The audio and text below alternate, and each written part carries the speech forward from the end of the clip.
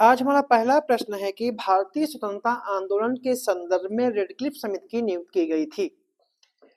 पहला है, भारत में अल्पसंख्यकों की चिंताओं का समाधान करने के लिए, भारतीय स्वतंत्रता विधेयक के दिशा निर्देशों को तैयार करने के लिए, भारत और पाकिस्तान के बीच सीमाओं का निर्धारण करने के लिए, या फिर पूर्वी बंगाल में हुए दंगों की जांच करने के लिए।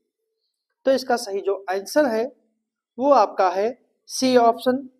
इसका सही जो आंसर है वो आपका है सी ऑप्शन कि भारत और पाकिस्तान के बीच सीमाओं की जांच करने के लिए रेडक्लिफ समिति की नियुक्ति की गई थी। रेडक्लिफ समिति को ही पंजाब सीमा आयोग के नाम से जानते हैं, ठीक है। और इसका गठन जो है वो 1947 में किया गया था। इसका गठन जो है वो 1947 में किया गया था ब्रिटिश भारत के विभाजन के समय, जिससे भारत और पाकिस्तान के बीच सीमाओं का सीमांकन करना था। भारत के विभाजन का निर्णय ब्रिटिश सरकार और भारतीय नेताओं के बीच वार्ता के दौरान लिया गया था। विशेषकर कह सकते हैं कि उस समय जब मुस्लिम लीग के और उसके नेता मोहम्मद अली जिन्ना के नेतृत्व में मुसलमानों के लिए एक अलग राष्ट्र की मांग उठाई जा रही थी।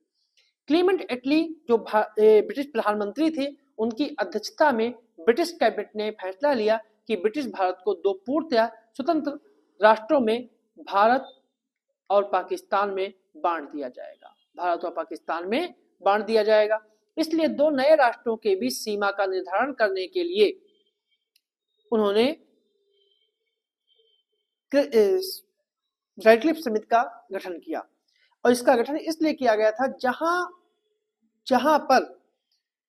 जहां पर मिश्रित जनसंख्या थी, जैसे पंजाब और बंगाल, क्योंकि स्वतंत्रता 15 अगस्त 1947 को मिलनी थी। इसी सीमा का निर्धारण मुख्यतः आगे होने वाले सांप्रदायिक दंगों को रोकने के लिए किया गया था। ब्रिटिश सरकार ने ब्रिटिश वकील और राजनीतिज्ञ सर सिरिल रेडक्लिफ को सीमा आयोग का प्रमुख नियुक्त किया और उन्हें धार्मिक, जनसंख्या और प्रशासनिक सुविधा के आधार पर दो देशों की सीमाओं का निर्धारण करना था। रेडक्लिफ रिपोर्ट ने विश्व इतिहास के सबसे बड़े सामूहिक पलायनों में से एक को जन्म दिया। इसके अनुसार 1.5 करोड़ लोग जो है विस्थापित हुए, जिसमें हिंदू और सिख जनसंख्या का भारत की ओर और मुस्लिम जनसंख्या का पाकिस्तान की ओर पलायन हुआ। इस पलायन के दौरान सांप्रदायिक हिंसा भी हुई, जिसमें 10 लाख से अधिक लोग लगभग मारे गए। इसलिए इसका कथन ऑप्शन जो है वो सी ऑप्शन है। अगला प्रश्न है, निम्नलिखित प्रावधानों में से कौन भारत में 1926 के ट्रेड यूनियन अधिनियम के भाग थे। पहला है कि ट्रेड यूनियन को कानूनी संघों के रूप में मान्यता। दूसरा, ट्रेड यूनियन गतिविधियों का विनियमन और पंजीकरण। तीसरा, वैध ट्रेड यूनियन गतिविधियों के लिए दीवानी और आपराधिक अभियोजन से उन्मुक्ति। और चौथा है, ट्रेड यूनियन को बिना किसी प्रतिबंध राजनीतिक गतिविधियों में शामिल होने की पूर्ण स्वतंत्रता। तो कूट का प्रयोग करते हुए कौन सा सही है? 1 2 3, 1 और 4, 2 3 4, या फिर 1 2 3 4। जो इसका सही जो आंसर है वो आपका है ए ऑप्शन, 1 2 3 4। पहला, दूसरा, तीसरा जो है वो सही है, चौथा जो है वो गलत है। ट्रेड यूनियन अधिनियम जो है 1926 में आया था। ट्रेड यूनियन को कानूनी संघों के रूप में मान्यता प्रदान की गई, इसलिए पहला कथन जो है सही है। ट्रेड यूनियन गतिविधियों के पंजीकरण और विनियमन की शर्तें निर्धारित की गई, इसलिए दूसरा कथन सही है। तीसरा कथन,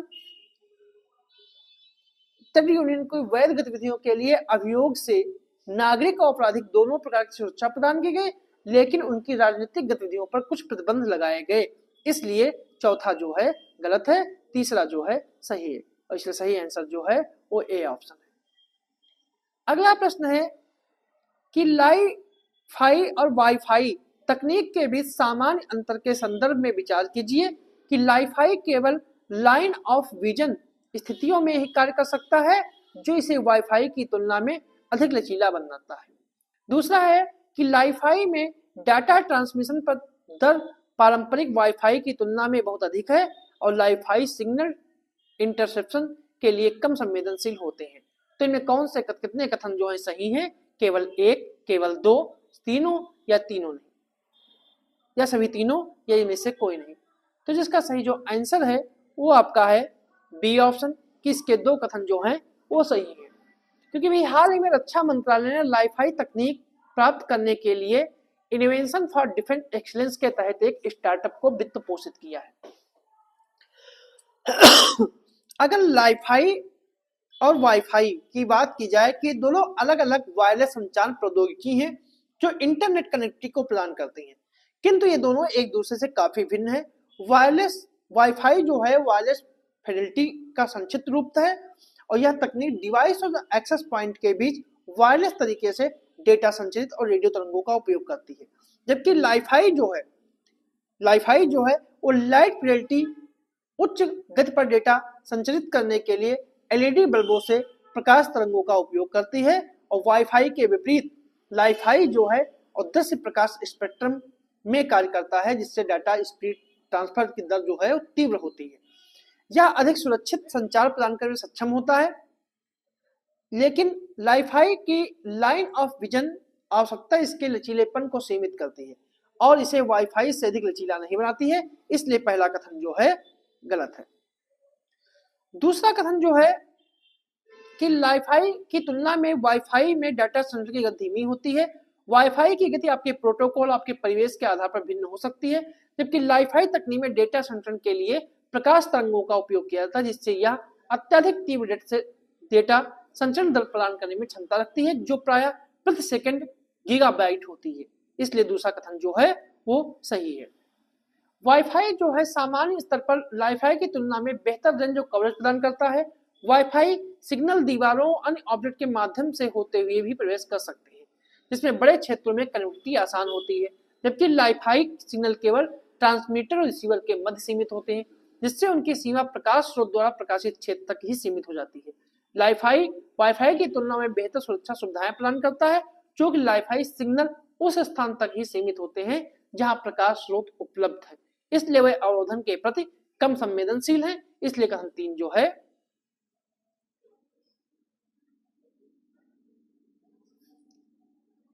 जो लाइफाई जो है वो सिग्नल कम संवेदनशील होते हैं।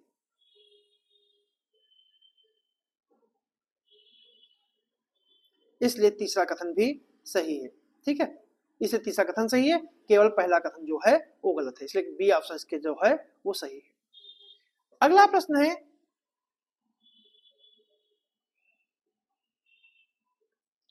है कि निम्नलिखित युग्मों को सम्मिलित करना है विद्रोह और उनके नेतृत्वकर्ता। ठीक है, कि रंपा विद्रोह 1924 का नेतृत्व किसने किया था? रियांग विद्रोह जो 1942-43 में हुआ था। नागा विद्रोह 1905 से 31 तक चला था। तो कौन सा युग्म, कितने युग्म सही सुमेलित हैं? ठीक है, केवल एक, केवल दो, सभी तीनों या फिर कोई नहीं। जो इसका सही जो आंसर है वो आपका है सी ऑप्शन से तीनों। तीनों जो कथन जो हैं, तीनों जो हैं वो सभी सुमेलित है। रंपा विद्रोह जो है 1920-24 के बीच हुआ था। इसका नेतृत्व अल्लूरी सीताराम राजू ने किया था। इसे मन्यम विद्रोह के नाम से भी जानते हैं। इसे मन्यम विद्रोह के नाम से भी जानते हैं। यह आंध्र प्रदेश के पहाड़ी क्षेत्रों में हुआ था। जनजातियों की इसमें मुख्य शिकायत थी कि मद्रास के दमनकारी वन अधिनियम। ठीक है, और जो रियांग विद्रोह था ये 1942 में चला था और रियांग विद्रोह को कैला शहर, इसको कैला शहर विद्रोह भी कहते हैं। यह विद्रोह भारत छोड़ो आंदोलन के दौरान त्रिपुरा क्षेत्र में फैला था। अगर नागा आंदोलन की बात करें ये 1905 से लेकर 1931 तक था। ठीक है, और यह मणिपुर में आध्यात्मिक और राजनीतिक नेता जांदोनाग ने इस विद्रोह का नेतृत्व किया था। ठीक है, 1931 में इन्हें फांसी दे दी गई और उसके बाद उनकी अनुयायी रानी गायदिनलिव ने वहां का विद्रोह का नेतृत्व किया, इसलिए इसका सी ऑप्शन जो है वो सही है। अगला प्रश्न है कि निम्नलिखित पर विचार कीजिए। डिजाइन, पाक कला, फिल्म, साहित्य, मीडिया कला और संगीत, इनमें से कितने रचनात्मक क्षेत्रों के अंतर्गत भारत के शहरों को यूनेस्को क्रिएटिव सिटी नेटवर्क में शामिल किया गया है? केवल 3, केवल 4, केवल 5 या सभी 6? तो जो इसका सही जो आंसर है वो आपका है बी ऑप्शन, केवल 4। बी ऑप्शन जो है वो केवल 4 ठीक है। हालिया में भी हालिया संदर्भ की बात करें तो अभी तुरंत ही केरल के कोझीकोड को यूनेस्को की सिटी ऑफ लिटरेचर के रूप में भारत का पहला शहर शामिल हुआ और सिटी ऑफ लिटरेचर की सूची में शामिल होने के अवसर पर केरल ने प्रतिवर्ष 23 जून को कोझीकोड में सिटी ऑफ लिटरेचर दिवस मनाने की घोषणा की। यूनेस्को क्रिएटिव सिटीज यानी यूसीसीएन की स्थापना जो है वो 2004 में की गई थी। इसका उद्देश्य था शहरों के बीच सहयोग को बढ़ावा देना। यूनेस्को के 7 अलग अलग क्षेत्रों में रचनात्मक शहरों को नामित करता है, जिसमें आपका आता है शिल्प, ठीक है, शिल्प, लोक कला,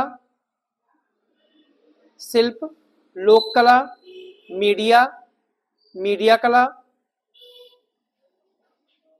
डिजाइन, पाक कला, साहित्य और संगीत, ठीक है, साहित्य और संगीत।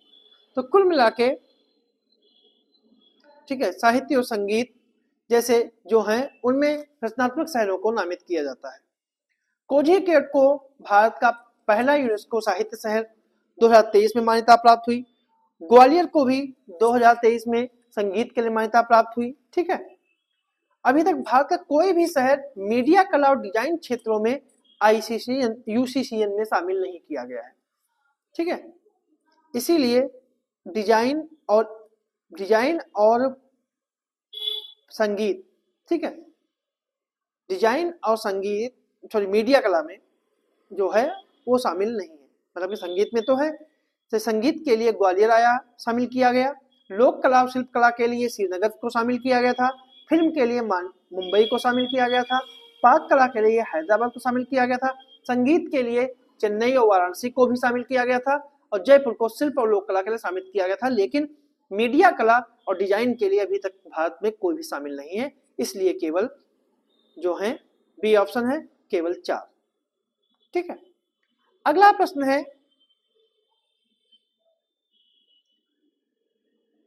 कि डेनिसोवन शब्द का कभी कभी किस संदर्भ में किया जाता है कि प्लूटो से परे एक नूतन खोजा गया खगोलीय पिंड, खोजी गई एक प्राचीन मानव पूर्व प्रजाति या औद्योगिक संशोधन के लिए एक रोबोटिक प्रणाली या मेरियाना गर्त में खोजी गई एक गहरे समुद्री जीव की प्रजाति।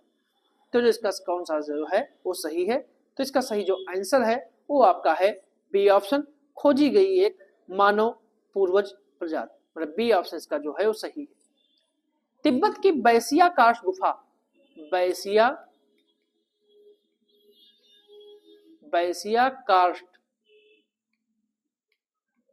कार्स्ट गुफा में कुछ मानव हड्डियों के अवशेष पाए गए थे। वैज्ञानिकों ने इन अवशेषों की पहचान डोनिसोवन नामक पुरातन मानव प्रजाति के व्यक्ति के रूप में की। डोनिसोवन प्रथम प्राचीन होमिनिड प्रजाति है जिसकी पहचान जीवाश्म वर्गीकरण के द्वारा नहीं बल्कि जीन के द्वारा की गई है। होमो जीन्स में रखे जाने के बावजूद उसमें किसी भी प्रकार की शारीरिक भौतिक विवरण उपलब्ध न होने के कारण अभी तक किसी प्रजाति का वर्गीकरण नहीं दिया गया है। इसका नाम रूस में डोनिसेवा गुफा के नाम पर रखा गया जहां पहले जीवाश्म पाए गए थे, ठीक है। होमिनिड जो थी कि एक होमिनिड जो है वो अंतिम हिमयुग के दौरान साइबेरिया से लेकर दक्षिण पूर्वी एशिया में पाए जाते थे, ठीक है। आधुनिक मनुष्य और निएंडरथल दोनों के पूर्वज एक थे जिन्हें होमो हेडेलबर्गोसिस कहते थे, यानी आधुनिक मनुष्य और निएंडरथल दोनों पूर्वज एक ही थे और जिन्हें होमो हेडेलबर्गिस कहलाते थे और जो अफ्रीका में रहते थे। तो ये थे हमारे आज के कुछ प्रश्न।